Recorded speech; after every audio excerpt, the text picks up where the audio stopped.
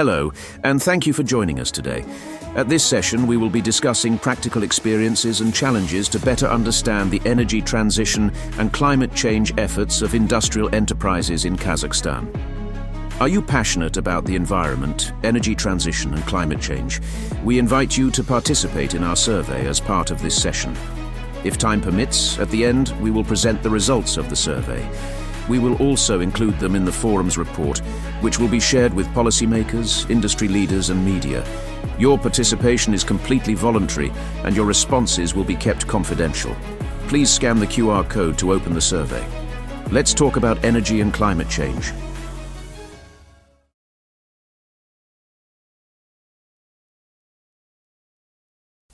All right. Good afternoon, ladies and gentlemen. I hope everybody's feeling nice and awake after lunch and ready for this session. As the introduction mentioned, we would like to get some responses from people as far as what their experiences are with the energy transition, and therefore that can help shape the discussion at the end of this session. So please take a moment to scan the QR code, or if you can't get it on the QR code, go to the agenda, and there's a survey button at the top right of this particular session.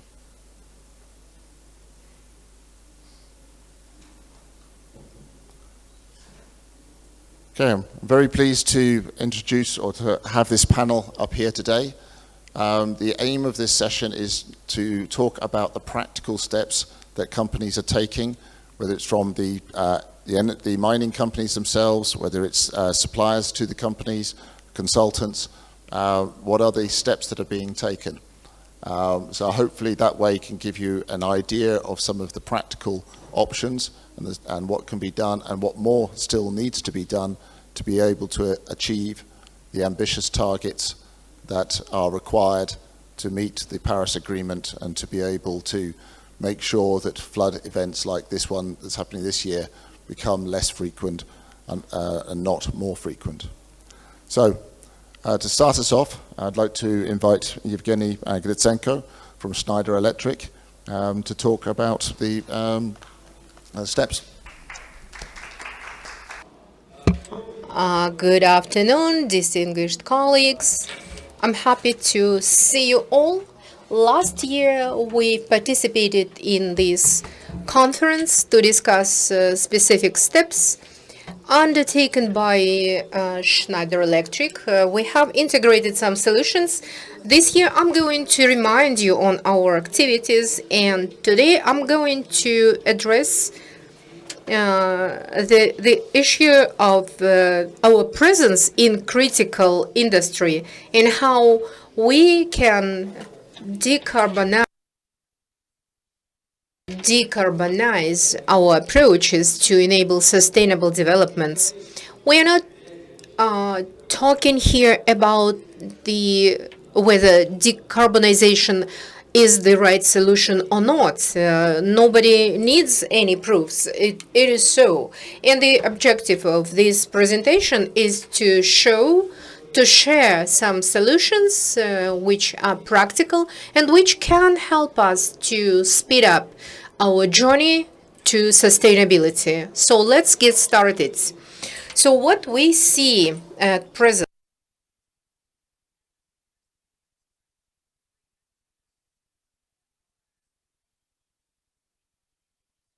we are going to address some key factors with you. So we basically see three key factors which impact our businesses. First of all, sustainable development and more requirements in ESG segment.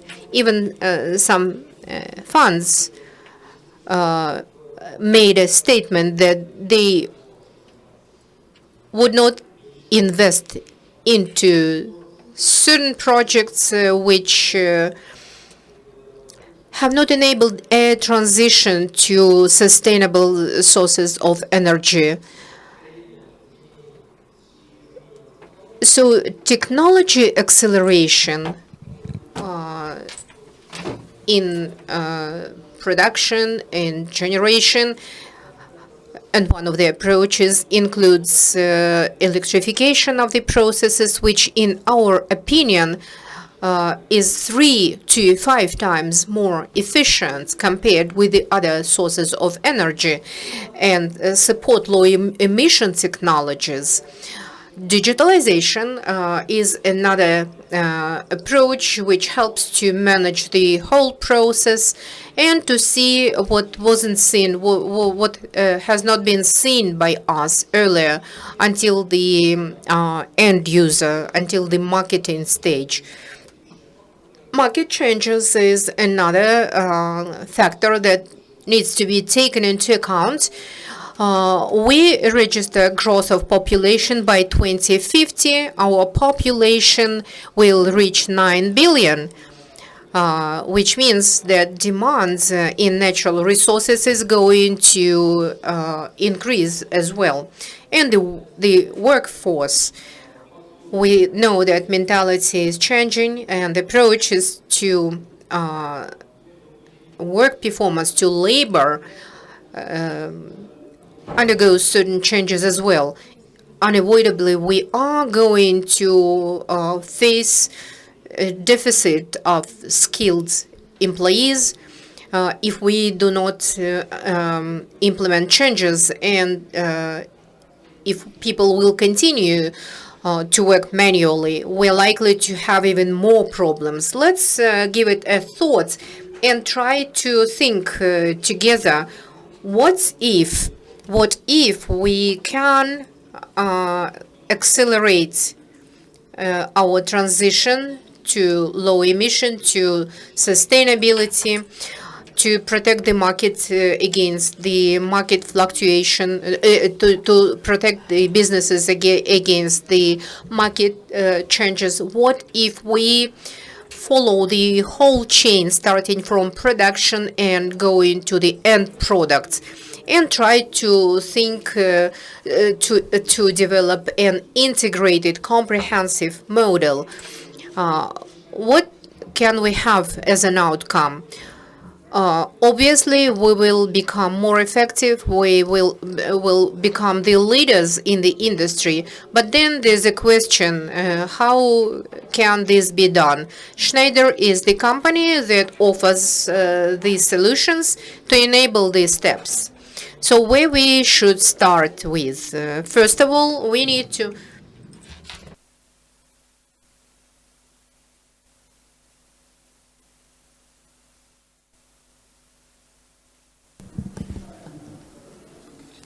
Так, слышно? Лучше, да, наверное? Вот, сейчас, наверное, объективно лучше, да.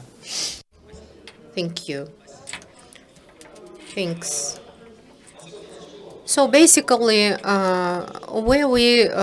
where should we start our journey to sustainable development? First of all, we need to understand the COP123, which strategically formulates our understanding of the steps leading us to the so-called zero carbonization. First of all, we need to begin with the management of our own energy sourcing and data centralization, optimizing the processes by automating all the processes everywhere where it's only possible. Next step includes electrification, where Schneider Electric has the most competence. In fact, it implies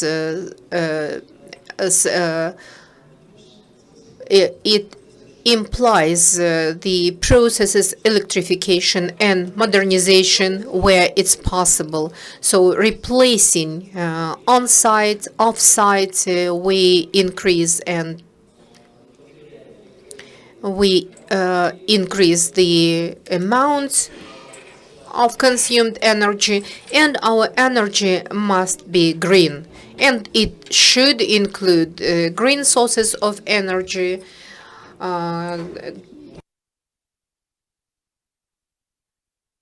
green hydrocarbon, PPAs, H2, and so on. And the fifth very important step includes engagements, engagement into the supply chain, in each chain, at each step, starting from production and going to logistics up to the final step.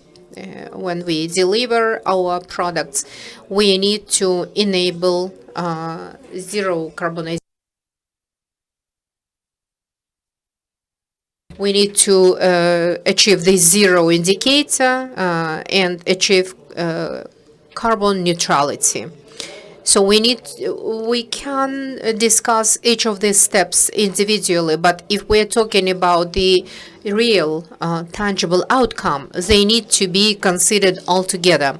How Schneider Electric can help in achievement of these outcomes?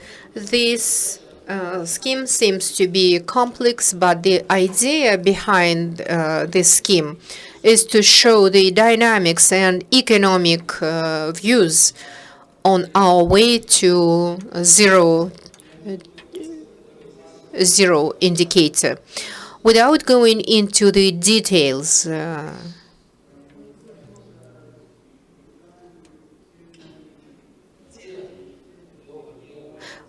and those currencies such as euro, dollars, tenge, money that we invest and that can make investors happy by using clean, green products.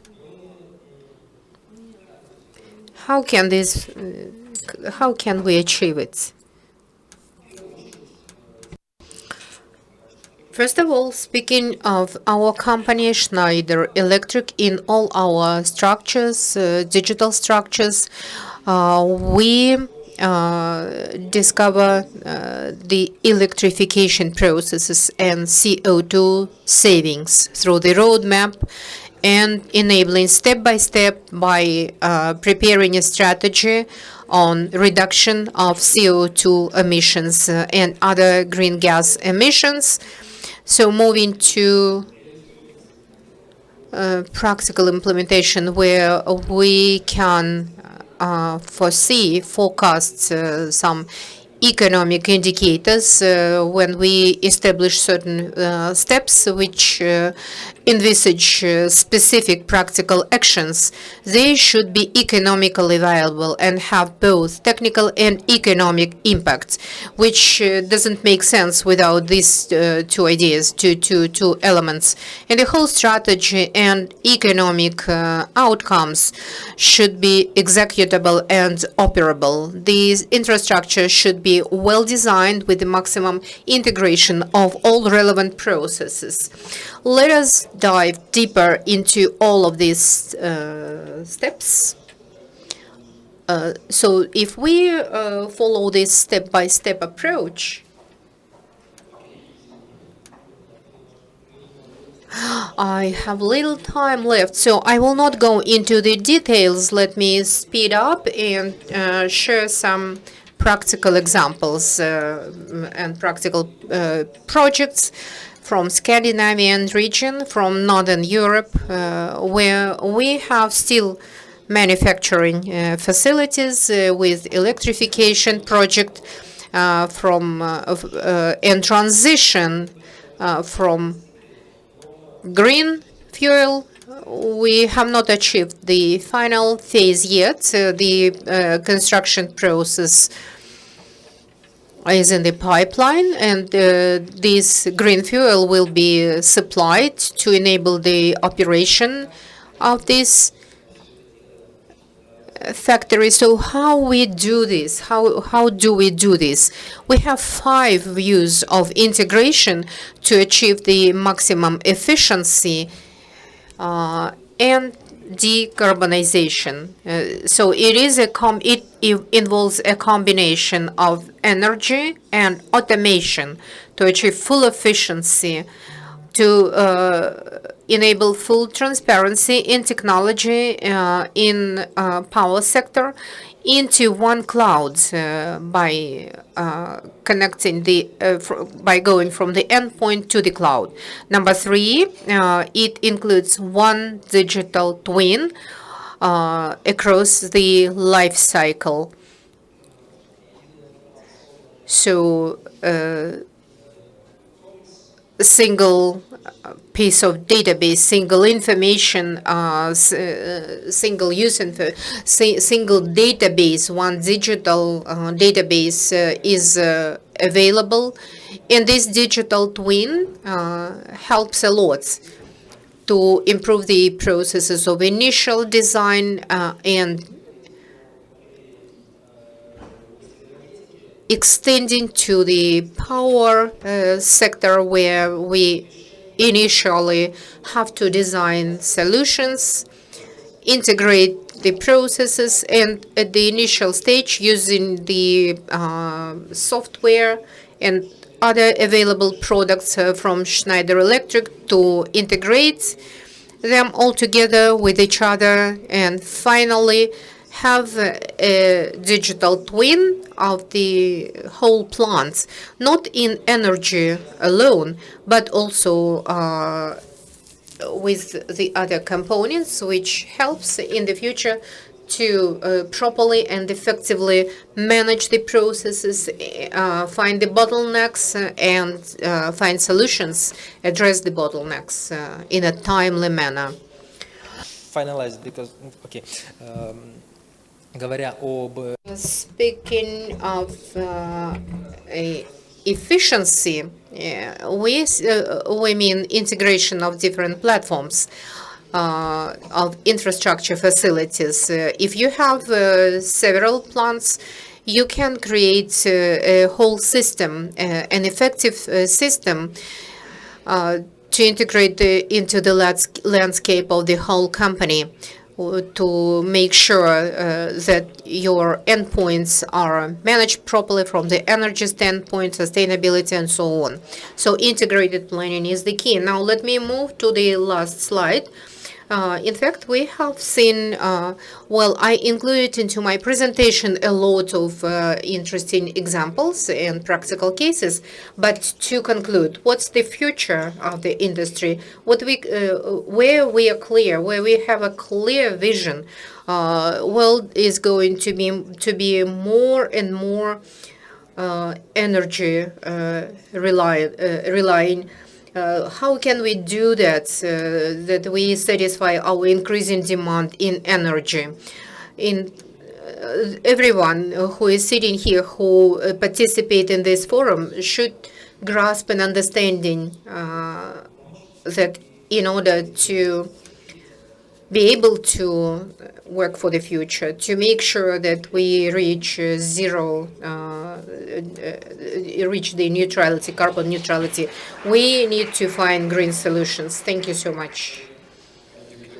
A lot of detail there, which I'm sure hopefully the audience can grab you later to talk about, and also to download these talks and get more detail that way. So, Chris, you're wanting to go next. So yeah, it will be once it's loaded. Good afternoon, everyone. We're just getting loaded up here. So very good. So thanks for those attending here. You know, good to see a bit of a turnout after lunch. And I hope you're interested in strategic planning for decarbonisation of underground mines, which is the topic today. So, I work as a mining engineer for many years with the SRK Consulting Group, traditionally trained in planning for underground as well as open pit mines. And so decarbonisation has become a much bigger topic in, say, the last 5 years or so.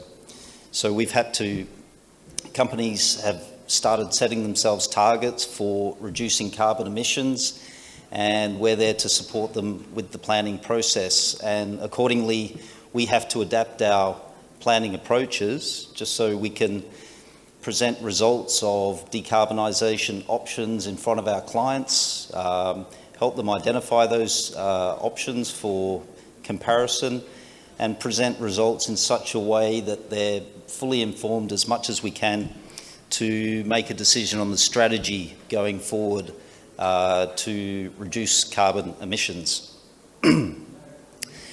Now, before we really got involved in incorporating decarbonisation in our mine planning, we were going down a path of developing specific tools to help with trade-off studies to assist companies strategically plan for maximising economics, making all sorts of strategic decisions for their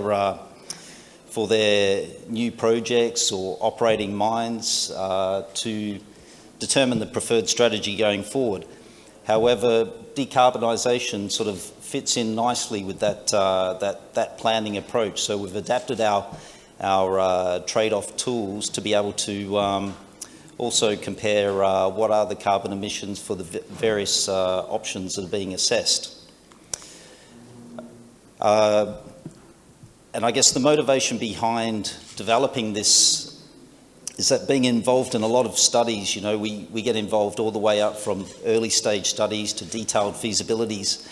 And so many times we're at the detailed planning stage and all of a sudden the client wants to assess different options from a strategic point of view, whether that's production rate, cut-off value, cut-off grades, and now we're needing to understand what decarbonisation is.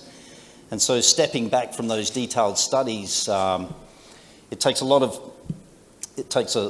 time when you're at the detailed planning stage to cost out different options.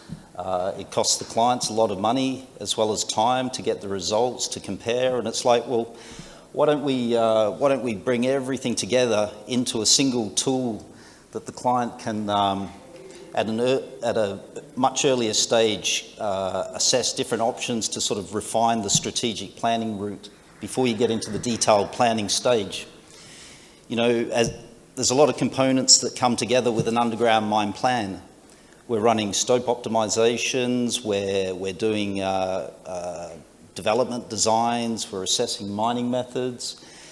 Separate to that, we're typically developing cost models, first principles cost models, which are estimating consumables, equipment, all the way through. And typically, again, separately, there's an economic model that's being produced where all of these results are coming into. So a bit less than 4 years ago, we tried to bring it all together into a single spreadsheet tool where we could assess all of these options together, producing like-for-like scenarios very easily and transparently for clients to help with that decision-making process. This slide sort of shows off our detailed cost models, the combined capital costs and operating costs that are, you know, comprised of many components and linked to the mine schedule. And what we've shown in this one is from the trade-off tool, we have off the back of the schedule and equipment estimates where we're doing a full estimate of the emissions that are coming from all the mining activities, from use of diesel-powered mobile equipment all the way through to blast emissions. And we've built the trade-off tool in such a way that we can flick between a fully electric mine versus a partially electric mobile diesel fleet to see what happens to the capital and operating costs, and what happens to the emissions, just so we're sort of fully informed with the economics as well as the reduction in carbon emissions from going between these different options. So this is some of the detail that's built into the trade-off tool, which is a single spreadsheet, which is around 20 megabyte. And you know, I think we all know how to operate a spreadsheet model, and there's no multiple models. There's no going between you know, specific mining software, which is very expensive and difficult to you know, you have to be a skilled operator to understand how to do that. We just bring it all together into the one model for to understand the results that are coming out of that. Also, keeping in mind, it's not a substitute for detailed mine planning. when you are going into the process of designing a fully electric mine, it is not the same design approach that you use for more mobile equipment in terms of development, location and strategy and so on. So this tries to summarise some of the key sort of differences there are between a conventional sort of mobile diesel equipment type mine versus consideration adapting to a fully electric mine, which you might be considering battery electric equipment, where you have to plan for charging stations, potentially lower productivities. It's a whole approach that has to be considered when planning for decarbonisation. So with sort of adapting that to our trade-off assessment approach, this kind of shows the path of development from a bit less than 4 years ago when we developed our first model. And we thought, well, that went well, why don't we keep developing it and trying to adapt it to different projects? And we're up to about project number 10 now, and it's a full combination of all types of mining scenarios, from new mines, combinations of open pit, underground only, operating mines, very different range of mining methods, ore body geometries, saleable products. And it seems to be working pretty well. So I think, we'll continue developing down this path and improving the capabilities of that type of software. This kind of breaks it down. I guess the approach, thinking like an engineer, we like to break things down into sort of bite-sized pieces of a jigsaw puzzle that all come together. And that's pretty much the approach that we take with the trade-off tool. You can see in the orange boxes, essentially that's the functionality that's contained within the spreadsheet trade-off tool. But you can see there's a whole lot of other analysis, calculations, optimization runs that sort of feed into that process. But at the end of the day, all that information sits within a single spreadsheet model, which provides a lot of transparency in understanding the cost inputs, the schedule, and so on. This just kind of shows some of the options that might be considered, looking at a range of level spacings. Instead of just looking at one operating cut-off grade, we look at a full range to see how it behaves with full capital cost estimates as well. We've got built-in auto scheduling within the spreadsheet, so you're able to play around with different production rates and sequencing of, at the moment, has capacity for about six different mines or zones coming together, and we could just see how it all behaves. What production rate do you aim for?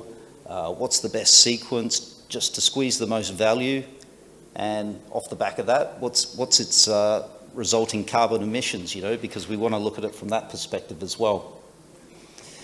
When we first started doing trade-off models, primary focus was economics.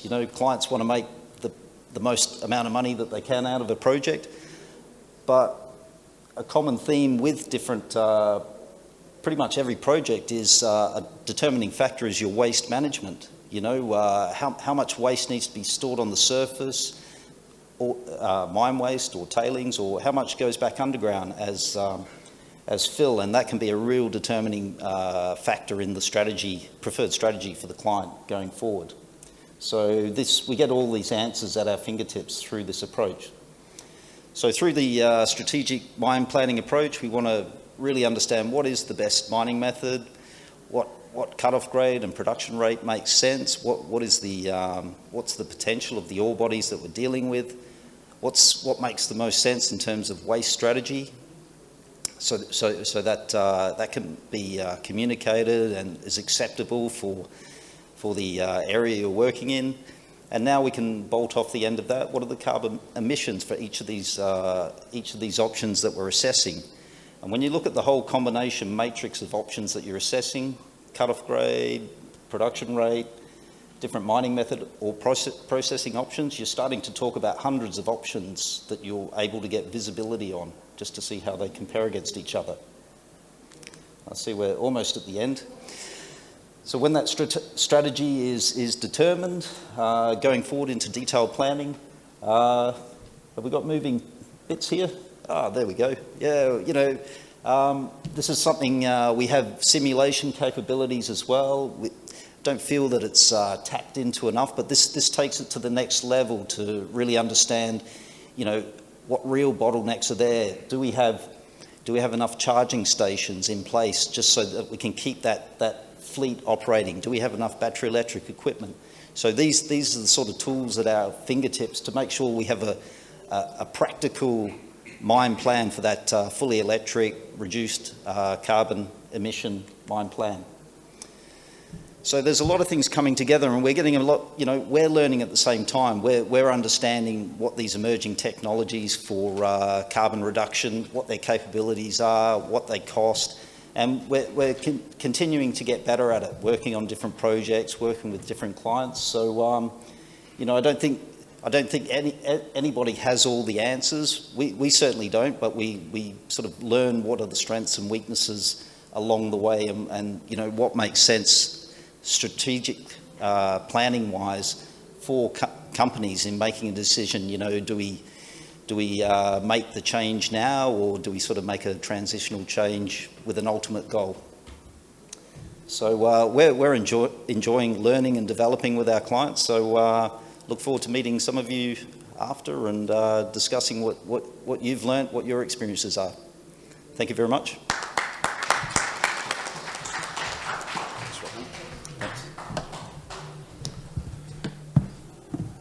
Thanks for that, Chris.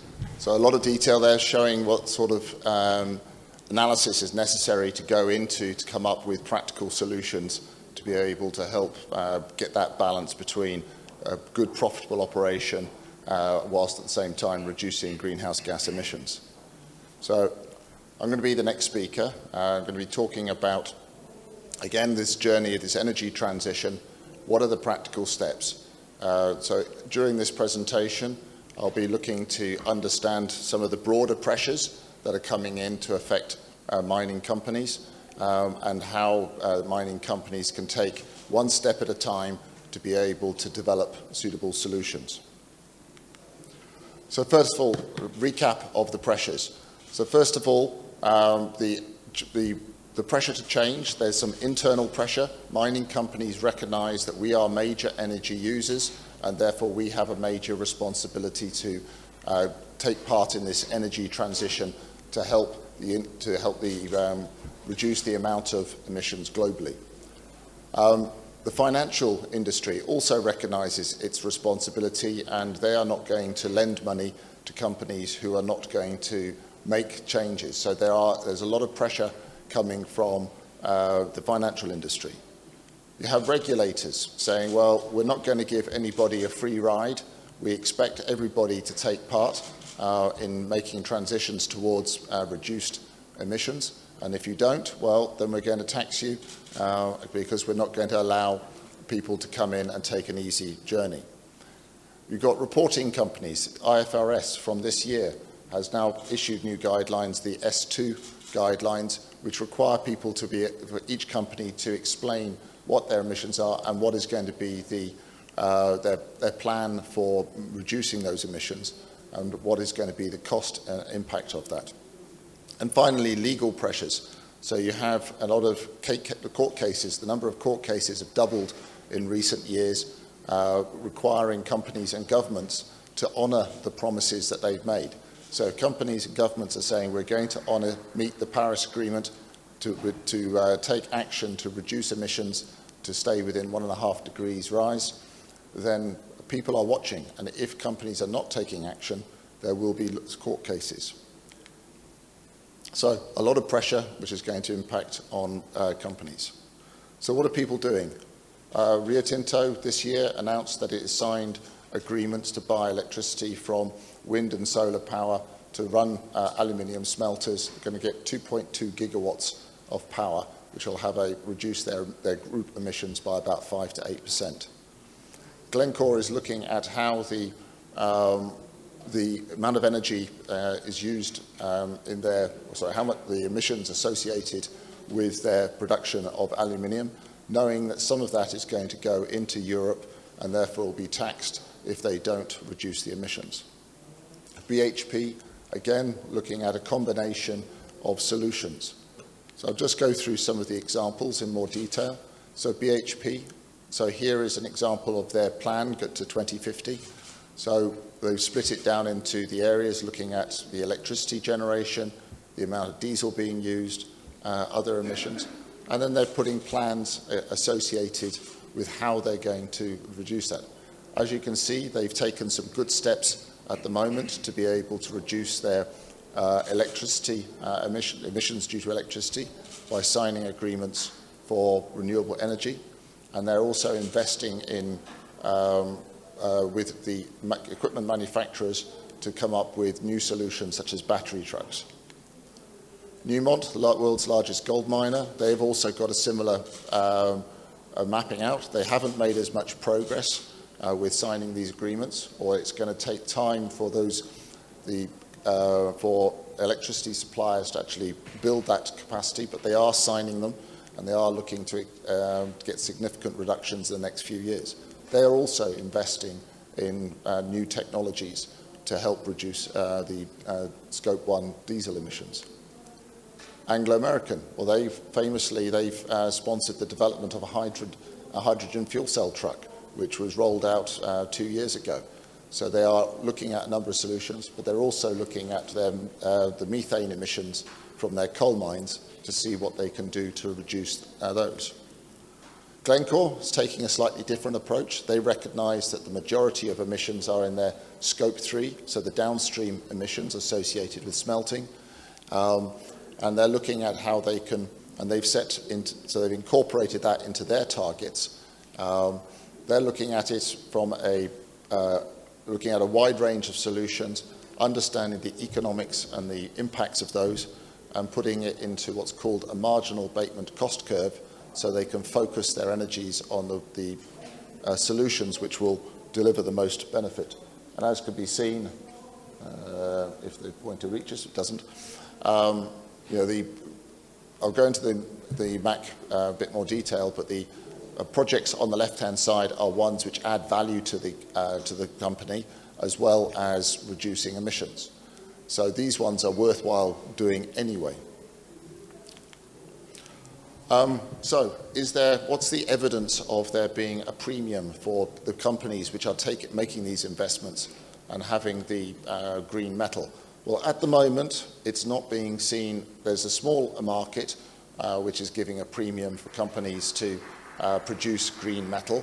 But at the moment, the main benefit to companies is their ability to access finance. So there's enough evidence at the moment that by being able to access a wider pool of finance, companies who have ambitious targets for reducing emissions are able to reduce their cost of capital, and therefore they are getting an advantage in that way.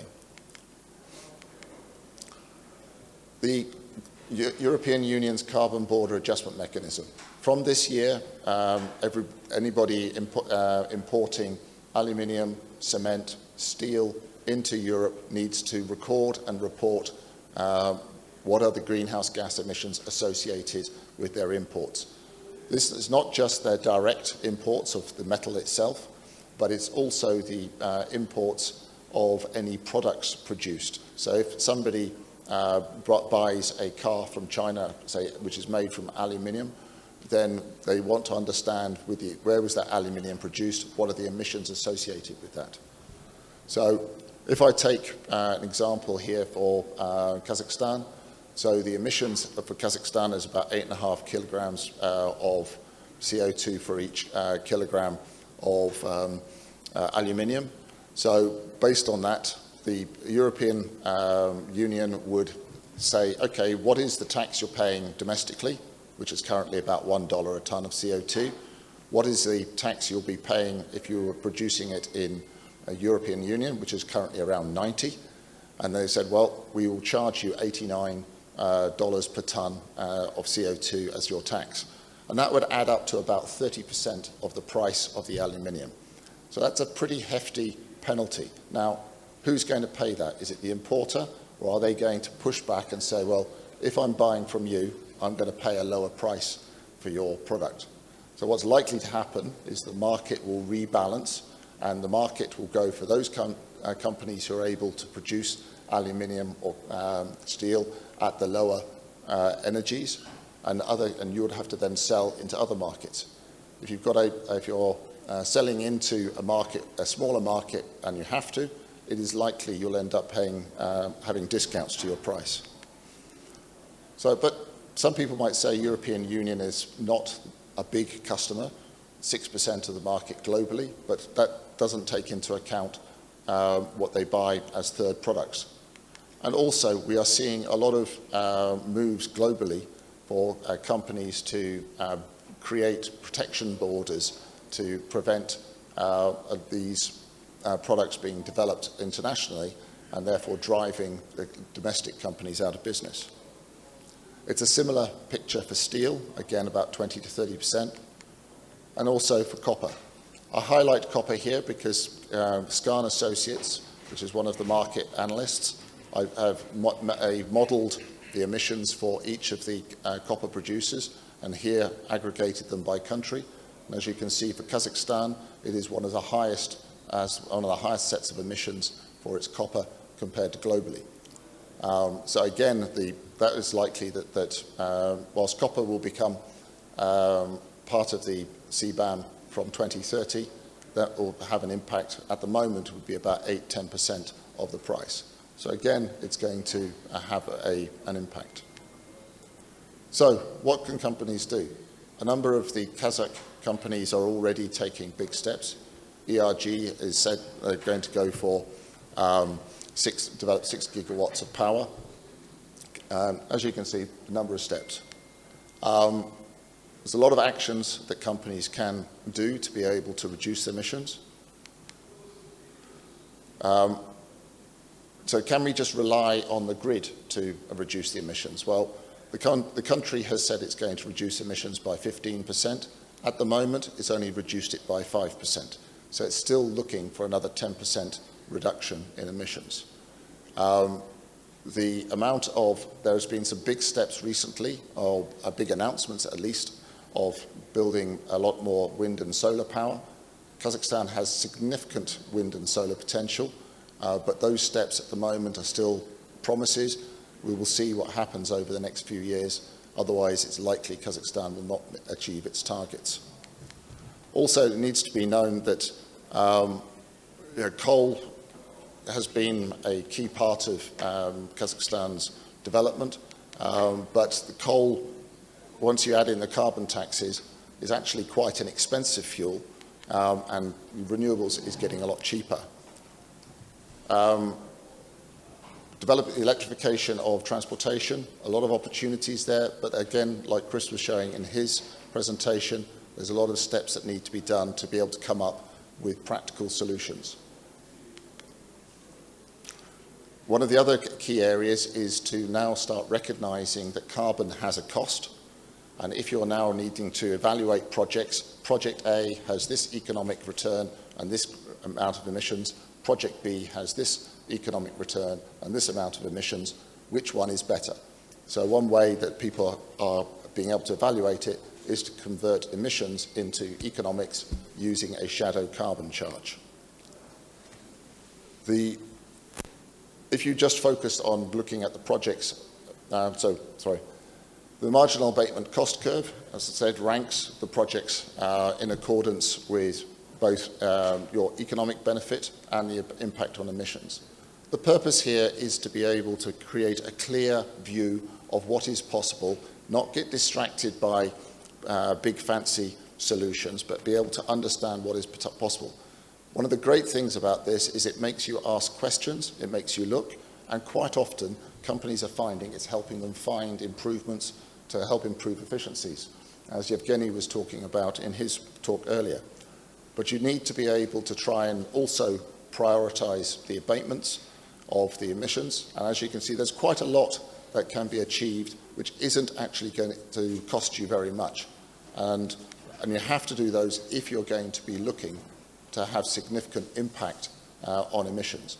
These opportunities are going to be, a lot of this can be sourced and supported by green finance. It is available to help make these initiatives. If you package it up correctly, it is possible to make some significant reductions.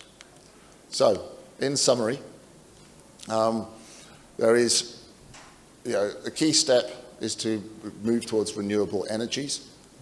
It means that you can then essentially do what you were doing yesterday, continue doing that tomorrow, but it's going to require a significant increase in the amount of renewable energy capacity. So companies are going to need to say, we wish our suppliers to produce it. You could choose to build and own and operate it yourself, which has got the advantage that you lock in the low cost of electricity into the future, or you can encourage the grid suppliers to develop this. Look at the electrification and transportation. So Chris covered some of that as far as underground. There's a lot of opportunities for the open pit. This is where you can have a significant impact, but obviously you need to have a green electricity source in order for this to work. This all requires to build a plan, to put it together, to understand the options, to be able to understand the impacts, so you can take each step wisely and get a lot of benefit from it, because you can now package it up and say, well, these I want to do anyway, and it's going to improve my the value of my company. These I'd like to do, but come on, finance partners, let's sit down and talk. There's an opportunity for us to work together to come up and develop, implement these. And this way it can help companies manage the process, be ambitious, and go for big changes. But the key thing is you cannot do nothing. There are some big penalties coming up with the CBAM and like the other the restrictions on finance. So if you sit back and hope that this is going to blow away, I think you will find that it's not, and then you'll be in a difficult position, because implementing these changes takes many years. So that's enough from me, and I will then pass over to the next colleague. So Oleg will now talk.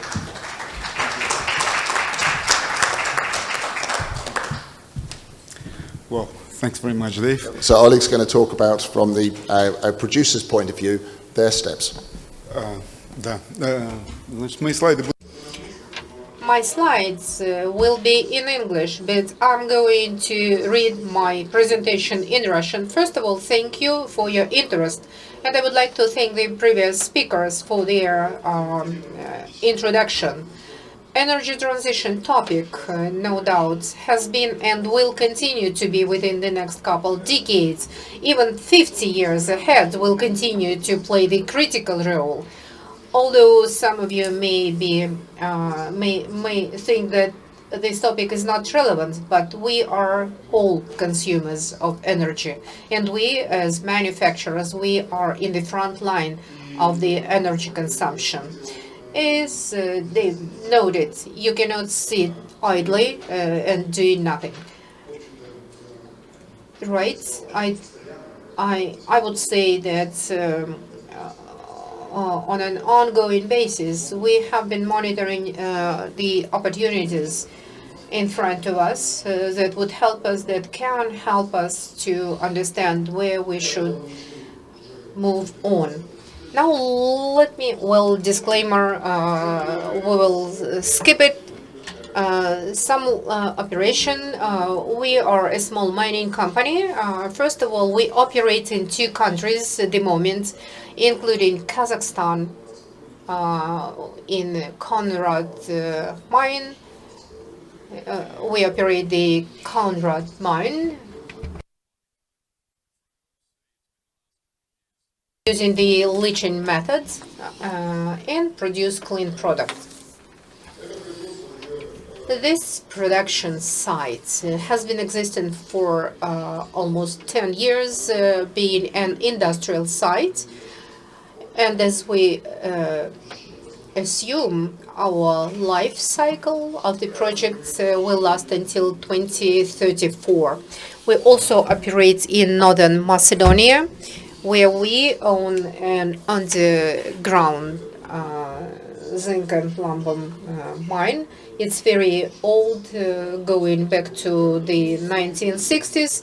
Its life cycle is a bit longer, and approximately until 2039. To give you some idea about our scale, let me bring some statistics. The previous year has been a challenge. Metal prices are quite volatile, and the minerals that we produce, they are not in the best position. Nevertheless, our revenue totaled and exceeds 200 million US dollars. We have 57 FCF and capital investments of 27.8, almost 28 million. We reinvest into our business. We do not hold any debts. We have cash flows. We pay dividends to our shareholders, and any business has to operate and has to enable a good return of investments to its shareholders. Cone rods. Mostly, we will focus on our Kazakhstani project. This is the topic of this session, and I'm a citizen of Kazakhstan. That's why it's key. This is one of the key projects for our group and for me personally. More than 12 years, we have been stable in our production and produced over 155 kilotons, 1,000 tons of cathode copper. We pay our tax return totals 262 million, and we have created a lot of jobs. We are involved into charity activities. We have established a charity fund, and its value totals about is around 3 million US dollars. This is the map of our cone rod project close to Balkhash city, 18 kilometers away from it. I'm not going to dwell on the details, on the technical details. You can find them in the slides. But in terms of stability, we continue to maintain the same level, producing around 14,000 tons of copper, and our statistics prove that we comply with our commitments and objectives. But we also need to move from one mine to another, from one dam to another. The next slide is even more technical, has even more technical details. But let me simply highlight that to be successful in this kind of projects, we need to manipulate, to manage technological parameters. Metallurgical experts, you can go into details of the leaching process, and you can see these in this. You can see such technical details in this table. Now let us move to another topic, which is our priority and the key focus of us, which includes labor safety. I'm proud of some indicators, and because they highlight that within the last 3 years, we have been witnessing an excellent dynamics with the number of hours without any incidents leading to labor injuries. So we are proud by this fact and these statistics as well. Our group, we are in a constant progress, and we believe in the future, and we look with hope into the future. We have a strategy how to develop our business, because I'm a director on business development covering Kazakhstan. You can find some statistics in this slide.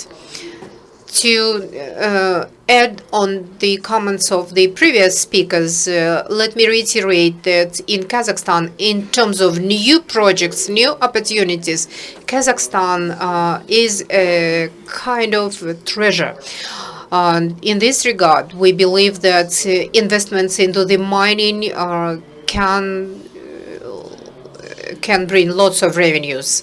We have entered into partnership with an excellent group of professionals with a huge and a very good, strong international experience. And we plan to continue to develop in geological business and geological area to bring new projects.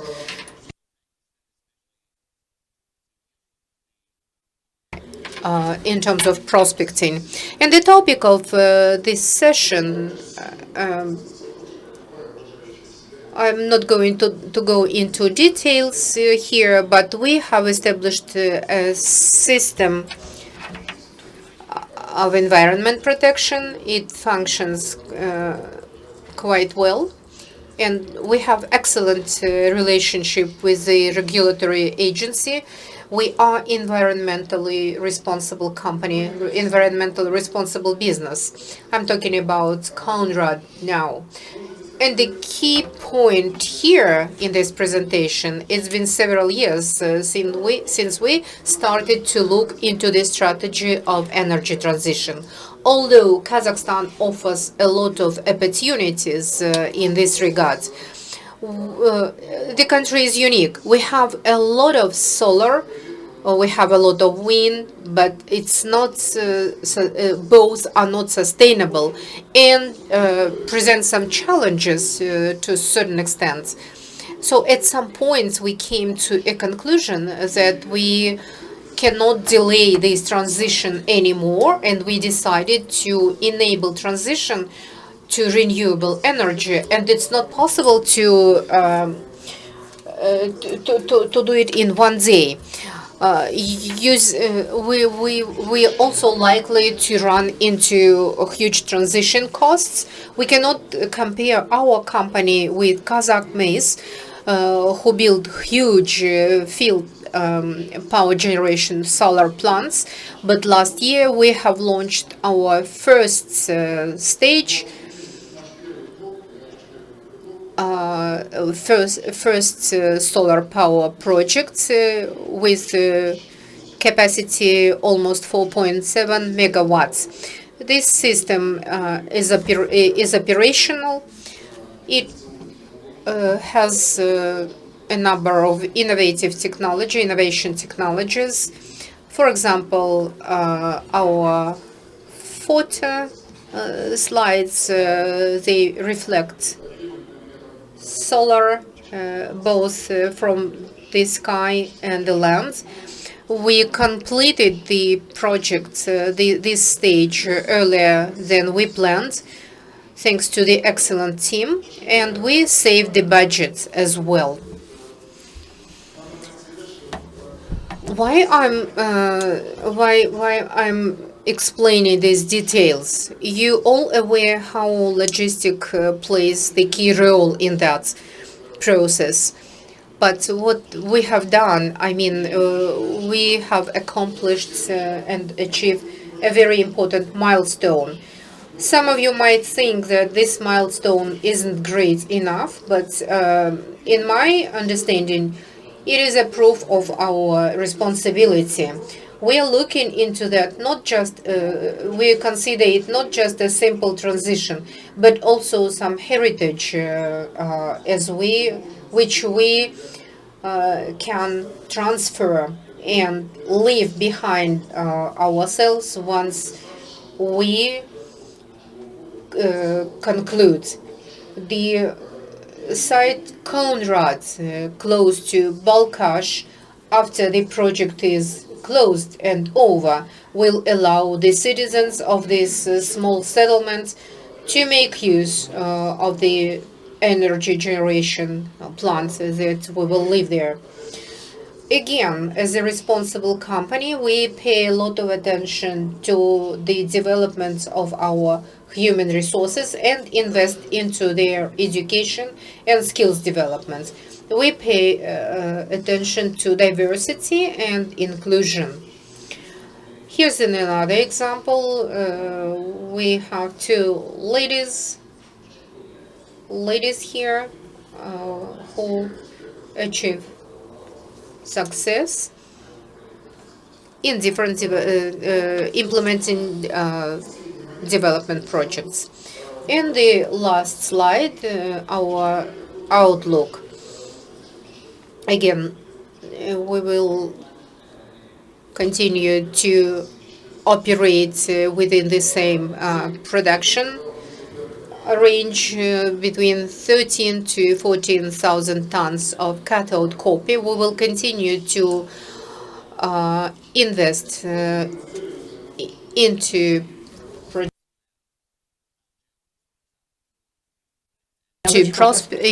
geological prospecting, aiming to generate drilling targets for 2025 and 26.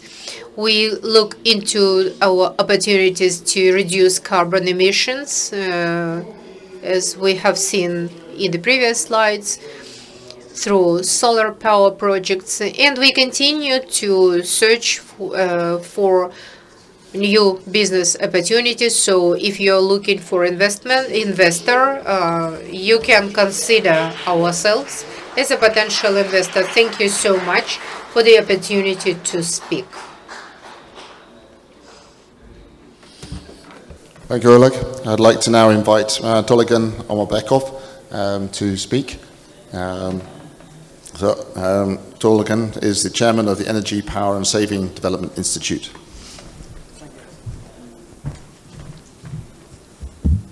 Здравствуйте, уважаемые участники мероприятия. Good afternoon, distinguished participants. My name is Toligan Omarbekov. Our company is involved into energy saving in the country.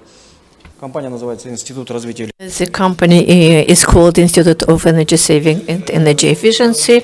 I can brief you about the following. Energy intensiveness in our country is defined by two factors. It's primary consumption of energy, macroeconomic indicators, which reflects the volume of spent energy on production of this or that product. If we compare these two factors, then our cost varies within 0.715 tons of oil equivalent per dollar of US. This is volume of spent energy for the volume of the produced product. If we compare with the same economic indicator and volume of consumption of energy resources by the countries, such countries are Netherlands. The average volume of consumed energy resources is equal to 63 million tons of oil equivalent, while in our country it's 69 million tons. And the volume of produced product totals to $894 billion, while in our country 221. But for the same volume of the consumed energy resources. This is briefly a brief analysis. In our country, in the year 2012, the law was adopted on development of energy saving. Under the framework of this law, a number of measures were foreseen about the sector of industry, and so the sectors of industry were obliged by the government and the government incentivized our enterprises to work in terms of the energy savings starting from 2014 up to 2022. The actual decrease of actual intensity in GDP total to 11.8 in the industry, but the major contribution in this indicator was made by such sectors as processing and producing industries. And we need to state, and I forgot to mention about it, but the first element in development of decarbonization or the policy of decarbonization is, of course, related to the issue of energy saving. You don't have an effective use of your resources, let it be carbon resources or renewables, and of course, there is no issue about decarbonization without solving this issue. This is a pillar as of today. And it is the acknowledged fact by all international experts. If we compare with the OECD countries, our country is lagging behind 3 times in terms of the dynamics of consumption and development of our economy. We all talk about the industry as of the major source of emissions or the sector which consumes energy resources. But we should not forget about our life activities, about the sector of housings where we live and we use energy resources and we leave a carbon print. If you look at this issue from the point of view of ecology, in this case, our indicator leaves much to be desired. Our indicator versus Canada with the same climatic conditions, we are versus them, and our buildings are not energy effective. I want to present to you pie in terms of consumption of our resources, 28%. And when the policy on energy saving policy was launched, 28% is consumed by our industrial enterprises. Housing sector, 30%, the rest by transport and other sectors. Our consumption of energy resources totals to 43.4 million tons of oil equivalent. Among the biggest consumers, if we look at the industry, there are 109 top enterprises which consume the whole, almost the whole energy. 30 enterprises from processing, 23 from GEMCA, 4 transportation of oil and transportation, in total 2%. If we talk about decarbonization, then the major enterprises which consume more and leave a carbon foot, we see these are our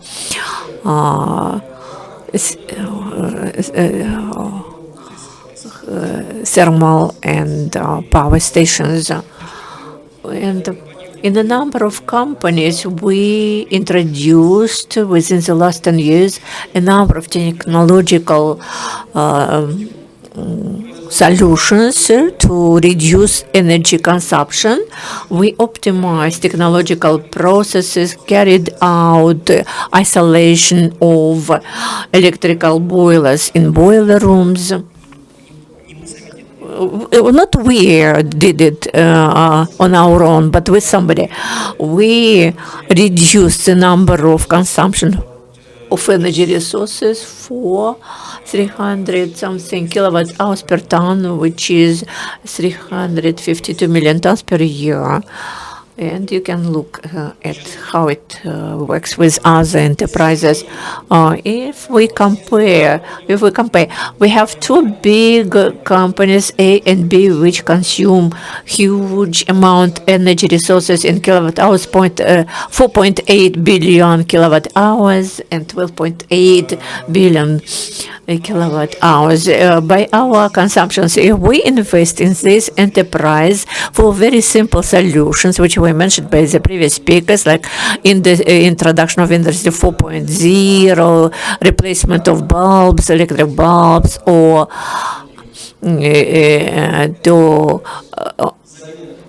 changing of the equipment, which is using energies, and we shall need in around 19 billion tenge of investments, but we can be able to save around 48 megawatt of electrical power. If you compare 100 megawatt electrical station, let it be on electricity or gas, the cost of it is 60 billion tenge. So the policy of energy efficiency shows that even saving is much better than to build a new generation facility. Now we, as a quasi-state organization which deals with monitoring and control of energy resources consumption, we decided to move further based on the existing policy on decarbonization and with the liability commitments taken by Kazakhstan by 2060 to become carbon neutral. We decided to take such commitments and to develop these 3 areas which will enable to reduce our energy consumption and to reduce, of course, emissions. The first, automatization of data collection, analysis, and processing, timely responding. What does it mean? Now, based on the law on energy saving, all industrial enterprises have to submit their reports about consumption for their production activities. We see all this. We want to automatize all these things and to do everything online. We can do it through the automatization and using different devices from the sources of energy up to the end users, and to use big data and to have a single system to ensure monitoring or following all the normatives. The head of the country last year in his message said that we need to reconsider and to revisit the normatives on energy consumption by our industrial enterprises in the housing sector, and to approach to get the approach of this normative to the countries of EU. As for digitalization and automatization, we see that through introduction of Industry 4.0, our industry can reduce consumption of energy resources as minimum for 35–40%. And our experience shows, and we participated in the introduction of such solutions, which is they are not expensive. They do not require investments in the upgrading of the enterprise, but much depends on the project. Of course, the next is greening, introduction of renewable sources of energy for the enterprises, electrification. Evgeny talked about it, electrification of the processes. There is a huge potential in it. We communicate with a number of enterprises. Our enterprises have an understanding of the need in it. A number of countries, enterprises want to be green aluminium, steel, green oil, and one of the ways is in electrification of all the internal processes, so that we shall not leave any carbon footprint. The next factor, which is very important, we need to do in such a way that electricity which is used at the enterprises would be green, and to inform the previous speakers, I want to say that renewable sources of energy, including small and big hydroelectric stations, they produce around 2.5 gigawatts. This is the available capacity. Volume of consumption by 29 enterprises which dream to sell in EU. The clients 29 the consumption makes 4.5 megawatts. If we sell that certificates to each other, we have already reached this indicator and we cannot strive for further. But no, we are committed. It's our commitment to the future generations and introduction of ESG principles in the enterprises. The third is savings.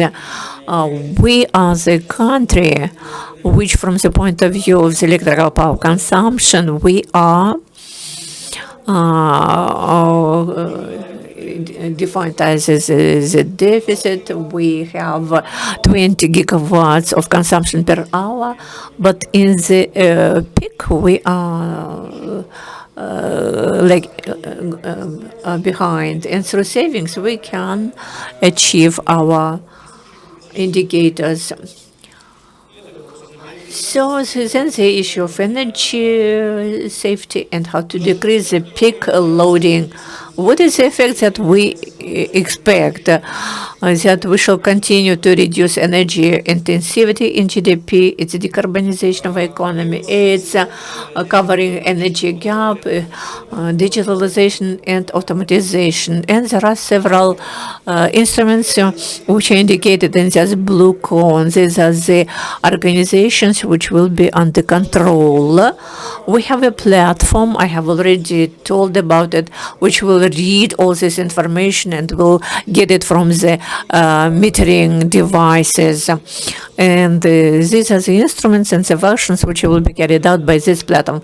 Effect which we expect is to decrease the energy intensiveness for 15%, energy efficiency for 427 billion tenge, and to release the energy capacity for 2.6 gigawatts if we do everything which we have planned. Thank you very much.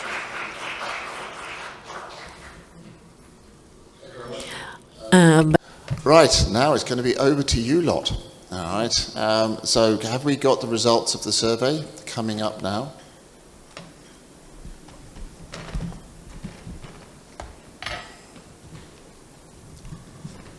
So, from people who have submitted, so 3/4 from industry, great, let's move it on.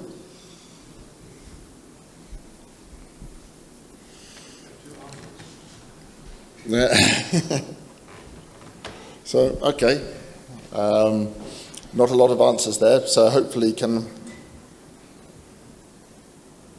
if people want to add things in, if they could go to the scanning, scan the code and quickly add some answers. Otherwise, we'll be very selective.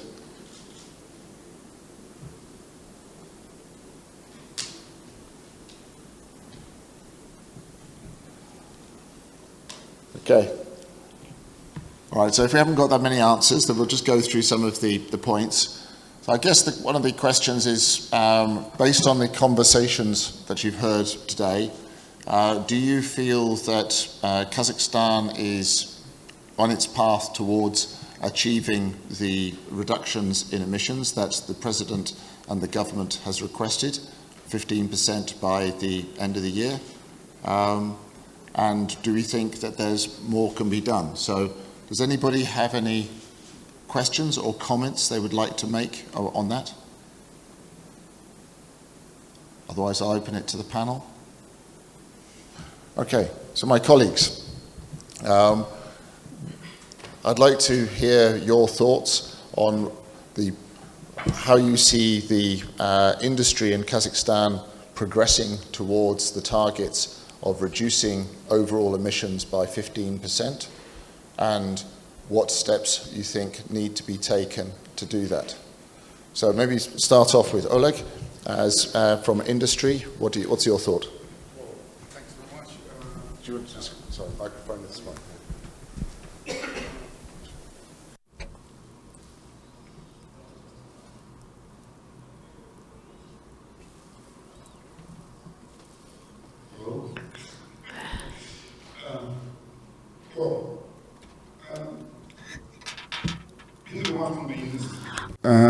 And as we actually looked at a variety of options, For ourselves, we identified and chose the option to invest in renewable energy sources.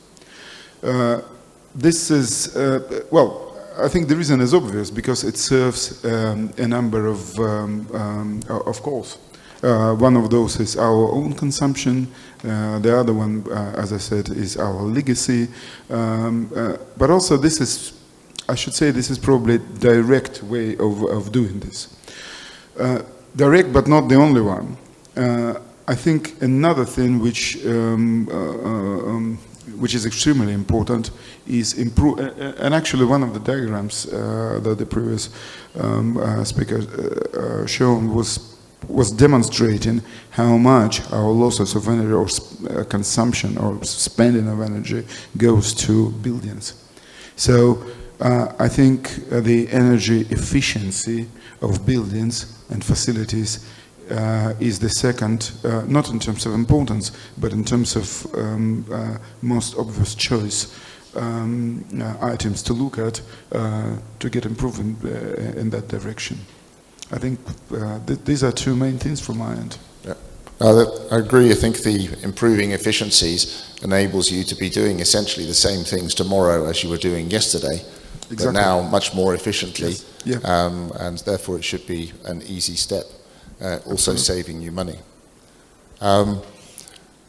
So going on to the development of renewable energy, do you see that this is accelerating? Do you see any particular obstacles to this? I mean, perhaps Toligan, maybe I can ask you to comment on that as far as the development of more renewable energy in Kazakhstan. Do you think this is accelerating? Do you see any obstacles to there being more development? Indeed, this is a very interesting question. We have looked into the legislation and current state of renewables in the country. Answering your first question, yes, we have certain progress here. And as I've said before, the amount of generation generated using renewables is enough, which will produce the products intended for the OECD countries. If they buy certificates, if they buy certificates for the renewable generated energy, they will avoid paying the CBAM taxes. Clearly, if the companies are electrified, we need to make reassessment, recalculate, and probably we will require additional generation capacities to be able to satisfy the renewables and avoid the taxation issue. As for the work that needs to be done further in terms of acceleration of renewables, indeed, we have certain legislation obstacles, legislation relating obstacles, as I understand them, relates to the following. If the energy generated, if it's within the company, it has to be supported and the marketing has to be enabled through the single user, because the cost of electricity can be both cheap or has a mid-level price. And sometimes the companies may experience challenges in terms of buying the energy. And let's take aluminium, for example. 90% of their costs relate to electricity costs. And if the electricity cost is high, the product is going to be more expensive. So, therefore, they need to think about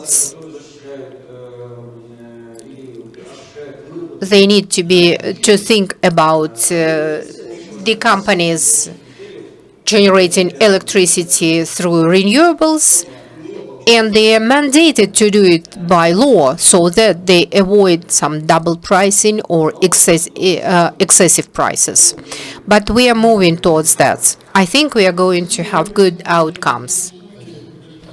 David, a comment to make on that? Thank you, Dave. A little comment from my side. I think we all understand that one of the key and one of the most essential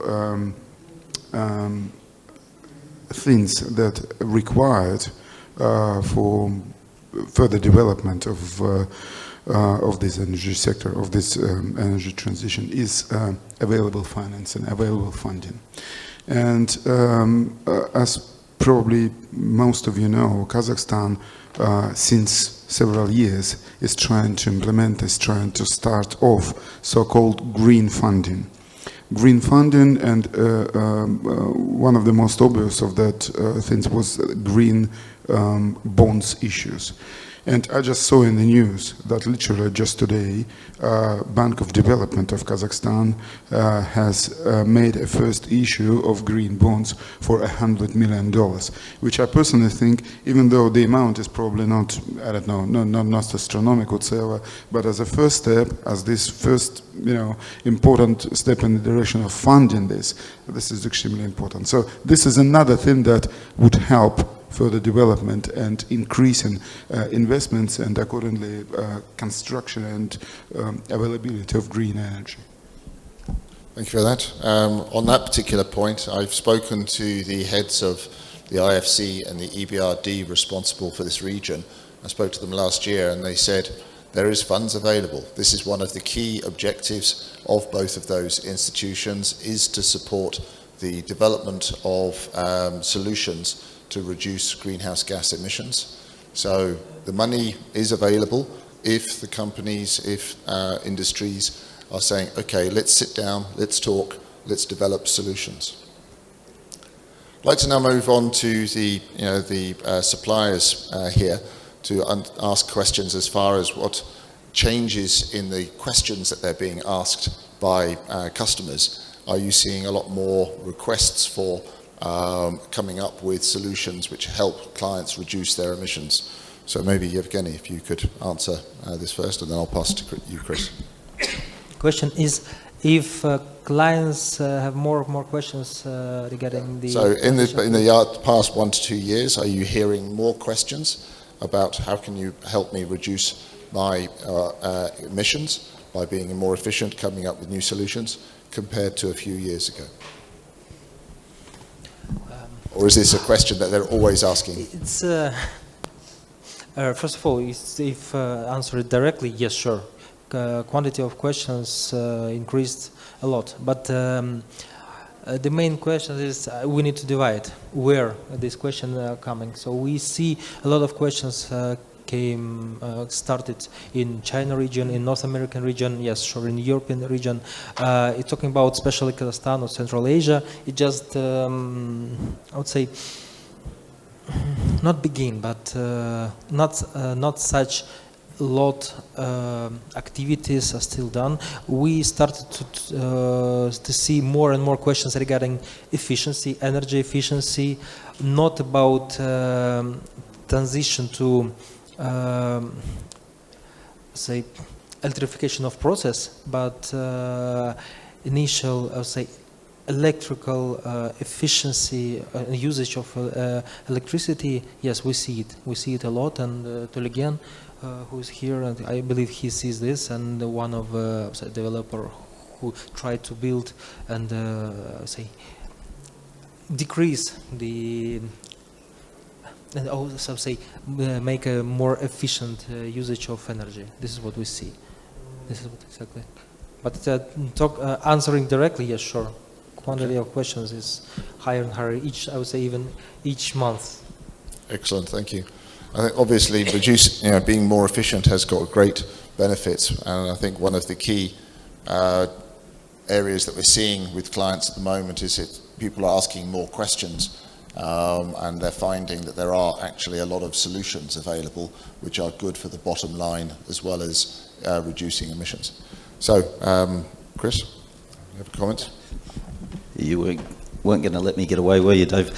So I guess my experience, we're working on a lot of studies the last couple of years, and ways of reducing carbon emissions comes up on every project. But it's a challenge. You know, we see it's a challenge in Kazakhstan. We see it's a challenge all over the world. Is that you know, costs have risen a lot, and metal prices just haven't kept up. So with best intentions, you know, we do consider it. Most of my work is new projects trying to get off the ground, and it's very difficult to make an economic case given cost pressures and metal prices where they are at the moment. So with a lot of companies, they want to do it, but they kind of have to park that transition to sometime down the road just because they're just trying to get their projects off the ground and operating. But hopefully, you know, economics, the metal prices will catch up to enable it. We're out of time. I hope that we've given you some food for thought. Have we got the questionnaire? Do you want to flick through the points?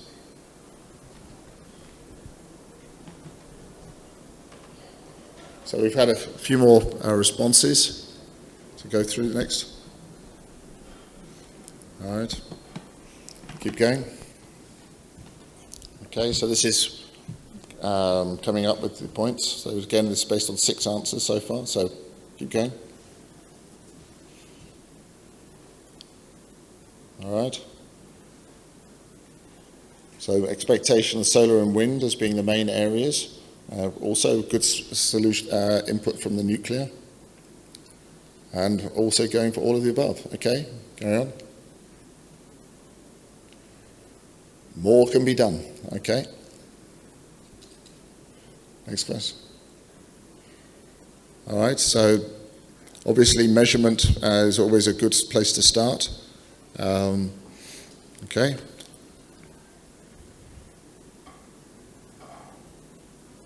So obviously a lot of steps, a lot of ideas here, a lot of are potential opportunities. So, all right, so thank you very much indeed. I'm not going to keep you from your coffee any longer. If you have any questions you'd like to ask any of the panelists, well, we are here. We've got to go past you to get away. So happy to answer any questions. Thank you. Bye.